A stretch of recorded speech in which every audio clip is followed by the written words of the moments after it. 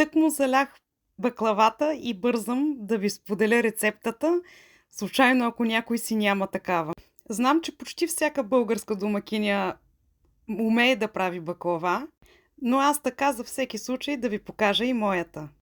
За рецептата използвах 200 грама орехи, една чайна лъжичка канела и 2 чайни лъжички захар, които смлях, но не много дребно. Аз обичам да има парченца и да се усещат. А сега ще ви покажа и реденето, което правя от миналата година по този начин.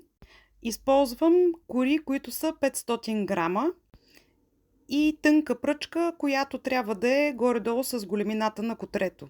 Загъвам леко крайчето и поръсвам 2 чайни лъжички от сместа с орехите. Навиването трябва да е хлабаво, за да може после да станат гънките. Изкарвам пръчката и нареждам плътно едно до друго. Ето пак показвам. Хващаме в средата и събираме краищата. Става наистина бързо и лесно. Ще свикнете още на втората, третата кора. Обещавам ви. Следващата стъпка е да разтопим 150 грама масло.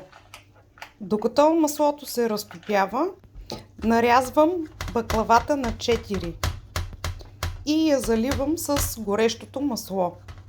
Благодаря на тези, които забелязаха, че бях пропуснала в предното видео тази част.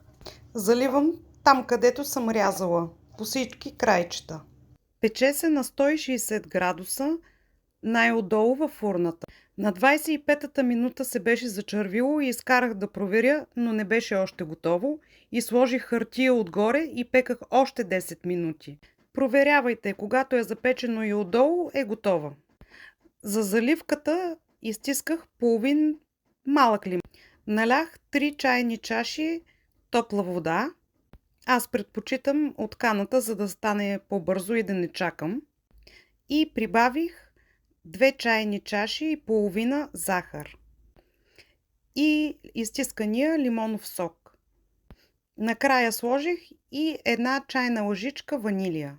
Варих докато се сгъсти около 15 на минути. Предполагам, знаете правилото, че или топла заливка студена баклава, или студена баклава вряла заливка, но все пак да ви го кажа. Аз нямам търпение вече да я опитам.